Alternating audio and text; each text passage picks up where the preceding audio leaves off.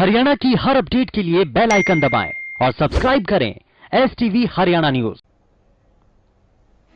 प्रदेश में 2202 कुल संक्रमित मरीजों की संख्या होगी। इसके अलावा इलाज के बाद अब तक 1051 मरीज ठीक हो गए हैं। प्रदेश में 20 लोग कोरोना से जान गंवा चुके हैं। प्रदेश के गृह मंत्री अनिल विज ने कहा कि केंद्र सरकार की गाइडलाइन के मुताबिक सभी बॉर्डर खोले जाएंगे, साथ ही स्थिति का आकलन किया जाएगा। केंद्र ने हमें अधिकार दिए हैं, उसके हिसाब से कार्रवाई की जाएगी। दिल्ली के सीएम अरविंद केजरीवाल ने दिल्ली के सभी बॉर्डर को अगले 7 दिनों तक सील कर दिया है, जिसके बाद अब हरियाणा के गृह मंत्री अनिल विज की इस पर प्रतिक्रिया सामने आई। उन्होंने कहा कि बॉर्डर सील करना दिल्ली की मर्जी है, गृह मंत्रालय की गाइडलाइन में प्रदेश को अधिकार दिया गया है। कांग्रेस प्रवक्ता रणदीप सुरजेवाला ने कोरोना और लॉकडाउन के मुद्दे पर केंद्र और प्रदेश सरकार पर हमला बोला है। सुरजेवाला ने कहा कि सरकार के पास कोरोना से निपटने का कोई समाधान नहीं है, साथ ही न ही लॉकडाउन से बाहर निकलने का कोई प्लान। वहीं सुरजेवाला के वार पर गृह मंत्री अनिल विज ने पलटवार किया। विज ने कहा कि देश में कोरोना का ग्राफ दुनिया के कई देशों से काफी बेहतर है। फरीदाबाद में कांग्रेस नेता लखन सिंगला ने स्थानीय विधायक नरेंद्र गुप्ता पर गंभीर आरोप लगाए हैं।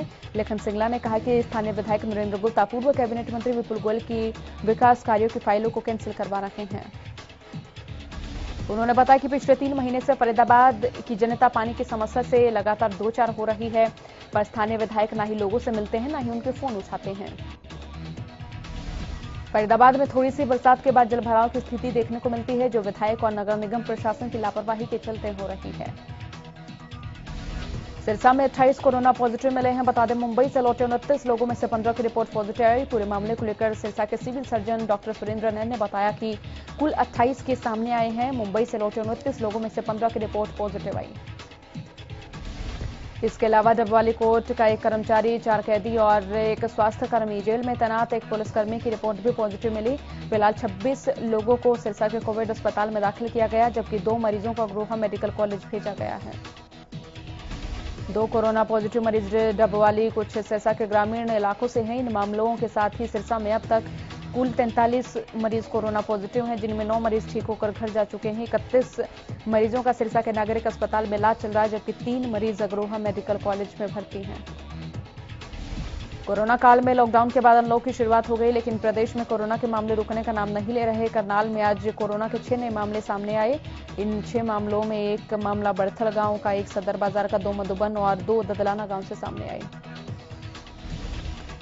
इन लोगों में से ज्यादातर लोगों की ट्रैवल हिस्ट्री दिल्ली की रही है और मरीजों के इलाके में स्वास्थ्य विभाग ने स्क्रीनिंग का कार्य शुरू किया। इन 6 मरीजों की पहचान के बाद करनाल में कुल केसों की संख्या 58 पहुंच गई। कैथल में लगातार कोरोना का कहर देखने को मिल रहा है। आज भी कैथल में कोरोना के 10 नए मामले सामने आए। बताया जा रहा है कि इन 10 में से 5 लोग एक ही परिवार के हैं। स्वास्थ्य विभाग के अधिकारी शमशेर सिंह ने बताया, इन लोगों के परिजन कुछ दिन पहले कोरोना पॉजिटिव पाए गए थे। संक्रमित मरीजों के संपर्क में आने से लोग संक्रमित हुए। स्वास्थ्य विभाग की टीम ने सभी 10 मरीजों को आइसोलेट किया। भिवानी में कोरोना का कहर रुकने का नाम नहीं ले रहा। भिवानी में आज कोरोना के 5 नए मामले सामने आए। भिवानी में कोरोना के एक्टिव केसों की संख्या 31 हो गई। बताया जा रहा है कि नाथुवास गांव का एक व्यक्ति गुरुग्राम में प्राइवेट जॉब करता है, जो पहले से पॉजिटिव मिल चुका है। इसके अलावा उस व्यक्ति की मां, पत्नी और बेटी की रिपोर्ट पॉजिटिव आई है। 5वां कोरोना पॉजिटिव मरीज अस्पताल वार्ड सर्वेंट है और बताया कि महामारी से बचने में इसे रोकने के लिए स्वास्थ्य विभाग के दिशा निर्देशों का पालन करना जरूरी है। केंद्र सरकार के पहले अनलॉक का असर अंबाला में देखने को मिला। अंबाला में बाजार पहले की तरह ही खुले नजर आए और सुबह 9 बजे से शाम 7 बजे तक सभी दाई और की दुकानें खुली। बाजार में सभी के मास्क पहनने और सोशल डिस्टेंसिंग का भी ख्याल रखा जा रहा है। बिना मास्क पहने लोगों पर 500 रुपए का जुर्माना लगाया जाएगा। उगलाना में लेफ्ट राइट पैटर्न शुरू करने से दुकानदार परेशान हैं। उगलाना के ऑटो मार्केट में एक साइड में अधिकतर स्पेयर पार्ट की दुकानें हैं, तो वहीं दूसरी साइड में अधिकतर मैकेनिक की दुकानें हैं। ऐसे में एक दिन स्पेयर पार्ट की दुकानें खुलती हैं तो दूसरे दिन मैकेनिक की, जिससे दोनों का काम प्रभावित हो रहा है। लोगों ने सरकार से अनुरोध किया कि उगलाना के प्रशासन पर कार्रवाई करें, इस तरह के आदेशों को बंद कराएं। लोगों का कहना है कि अगर सरकार चाहे तो बाजार और दुकानें खोलने की समय सीमा घटाकर दोपहर 2 बजे तक कर दे, लेकिन लेफ्ट राइट का पैटर्न बंद करें। रेवाड़ी के गोपालदेव चौक के पास पूर्व सैनिकों के लिए बनी चिंकारा CSD कैंटीन को खोल दिया गया है। सभी नियमों का पालन करते हुए पूर्व सैनिकों के लिए कैंटीन खोल दी गई है। पहले दिन ग्रोसरी सामान के लिए 300 टोकन और लिकर के लिए 550 टोकन जारी किए गए हैं। कैंटीन में सोशल डिस्टेंसिंग का पालन करते हुए मास्क और सैनिटाइजर का विशेष ध्यान रखा गया। बिना मास्क और टोकन के किसी को भी कैंटीन में आने की अनुमति नहीं है। आज से देश में लॉक 1 की शुरुआत हो गई है। इसके साथ ही देश भर के तमाम राज्यों के बीच आवाजाही भी पूरी तरह से खोल दी है। लेकिन दिल्ली से हरियाणा में बढ़ते कोरोना के मामलों के चलते अभी भी दिल्ली फरीदाबाद बॉर्डर पर आवाजाही पूरी तरह से बंद है, जिसकी वजह से बॉर्डर पर गाड़ियों की भारी भीड़ देखने को मिली। पुलिस अधिकारियों का साफ तौर पर कहना है कि डीएम या हरियाणा सरकार की ओर से जब तक नए आदेश नहीं आते तब तक आवाजाही बंद है। रतिया में ट्रैफिक पुलिस ने नियमों की अवहेलना करने वालों पर शिकंजा कसा। ट्रैफिक पुलिस की ओर से विशेष नाकाबंदी करके जिन लोगों के पास दस्तावेज पूरे नहीं थे उनके चालान काटे। ट्रैफिक इंचार्ज इंद्राज सिंह ने बताया कि लोगों में कोरोना के प्रति जागरूकता दिखाई नहीं दे रही है, जिसकी वजह से लोग बाहर निकलने के दौरान लापरवाही कर रहे हैं।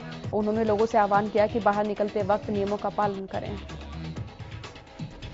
कलायत में ट्रैफिक पुलिस ने नियमों का उल्लंघन करने वालों वाहन चालकों के चालान काटे। ट्रैफिक पुलिस ने वाहनों के दस्तावेज या फिर हेलमेट न होने पर कई लोगों के चालान किए। इसके साथ ही मास्क का इस्तेमाल नहीं करने वाले वाहन चालकों के भी चालान काटे। साथ ही लोगों को नियमों का पालन करने के लिए भी जागरूक किया गया। वैश्विक महामारी कोरोना के बीच रेवाड़ी रेलवे स्टेशन से 3 ट्रेनों का संचालन किया जाएगा। पहले दिन अजमेर से दिल्ली जाने वाली जनशताब्दी एक्सप्रेस ट्रेन में रेवाड़ी से 39 यात्रियों को रवाना किया गया।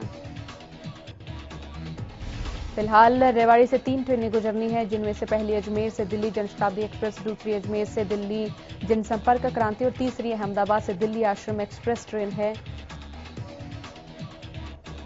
एक बार फिर हरियाणा न्यूज की खबर का असर हुआ। हरियाणा न्यूज ने उकलाना कि अग्रवाल सेवा सदन को प्रशासन की ओर से शेल्टर होम बनाए जाने पर उसके बिल की अदायगी न करने की खबर को प्रमुखता से दिखाया था। खबर दिखाए जाने के बाद प्रशासन हरकत में आया, तुरंत प्रभाव से मामले का संज्ञान लिया और अग्रवाल सेवा सदन का बिल अदा करने की बात कही। रतिया में मुख्य बाजार के दुकानदारों में प्रशासन के खिलाफ रोष है। दुकानदारों के रोष का कारण सड़क के बीचों बीच बनी गड्ढे और सीवर बताए जा रहे हैं, जिसके चलते आए दिन लोग हादसों का शिकार हो रहे हैं। दुकानदारों का कहना है कि वो प्रशासन से कई बार गुहार लगा चुके, लेकिन समस्या का समाधान नहीं हुआ। रतिया में देहाती मजदूर सभा ने जिला और ब्लॉक स्तर पर डीसी और एसडीएम कार्यालय के बाहर अपनी मांगों को लेकर धरना दिया। लोगों ने कहा, गरीब जरूरतमंद परिवारों को राशन नहीं मिल रहा है, जिनके बीपीएल कार्ड थे वो भी काट दिए गए हैं। जरूरतमंदों के बीपीएल कार्ड को बहाल करवाने के लिए सरकार की ओर से हिदायतें दी गई थी कि बैंकों द्वारा कुछ समय के लिए किस्तें नहीं ली जाएंगी, लेकिन जिन महिलाओं ने प्राइवेट बैंक से लोन ले रखा है वो किस्तों के लिए दबाव उन पर बना रहे हैं। यमुनानगर की जैक हैवी इंजीनियरिंग कंपनी में काम करने वाले श्रमिकों के बीच चल रहा एरियर समझौता 20 महीने बाद सफल हुआ। पुरानी यूनियन की खामियों के चलते कर्मचारियों को एरियर नहीं मिल पाया था, जिसके चलते एक नई कमेटी बनाई गई और उस कमेटी की कोशिशों से सभी श्रमिकों को लाभ हुआ और 20 महीने से रुका एरियर भी मिल गया। इस कमेटी ने प्रेस कॉन्फ्रेंस कर इसकी जानकारी दी। रतिया के रामनगर कॉलोनी के लोग इन दिनों नारकीय जीवन जीने को मजबूर हैं। कॉलोनी में गलियों की हालत इतनी बुरी है कि गलियों से चलना मुहाल हो गया है। स्थानीय लोगों का कहना है कि पेयजल में सीवर का गंदा पानी आने से पीने के पानी की किल्लत हो गई है, लेकिन प्रशासन से शिकायत के बाद भी इस ओर कोई ध्यान नहीं दिया जा रहा है। स्थानीय लोगों ने चेतावनी दी, अगर उनकी समस्याओं का समाधान नहीं हुआ तो वे संबंधित अधिकारियों के कार्यालयों का न सिर्फ घेराव करेंगे बल्कि आंदोलन भी करेंगे। लॉकडाउन के दौरान जहां पूरा देश कोरोना से बचने के लिए घरों में था, तब महेंद्रगढ़ जिले के किसान वीर सिंह देश का पेट भरने के लिए ग्रीन हाउस नेट लगाकर सब्जियों का उत्पादन दोगुना करने का कार्य कर रहे थे। और ध्यान में रखते हुए वीर सिंह ने करीब 1 एकड़ जमीन में टपक सिंचाई और नेट हाउस लगाकर खीरे की खेती की, जिससे उन्हें काफी फायदा हो रहा है। किसान ने बताया कि नेट हाउस में बेमौसम सब्जियां उगाकर मोटा मुनाफा कमाया जा सकता है। इधर चरखी दादरी के मानकावास गांव में भारतीय किसान यूनियन के नेतृत्व में टमाटर उत्पादक किसानों का धरना तीसरे दिन भी जारी रहा। धरना दे रहे किसान लॉकडाउन की वजह से टमाटर की फसल का उचित भाव न मिलने पर भावांतर भरपाई योजना के तहत मुआवजे की मांग कर रहे हैं। और वह भाकियों ने बताया कि जिले के 25 गांव के किसानों ने इस बार टमाटर की खेती की थी, लेकिन औसतन 150 एकड़ में टमाटर की बिजाई की गई, लेकिन लॉकडाउन की वजह से टमाटर उत्पादक किसानों को कोई खरीदार नहीं मिला, जिससे उनको लगातार हानि हो रही है। कैथल के रामनगर स्थित रेलवे स्टेशन के पास भ्रूण मिलने का मामला सामने आया। सिटी पुलिस ने मौके पर पहुंचकर भ्रूण को अस्पताल पहुंचाया। पुलिस मामले की जांच में जुट गई।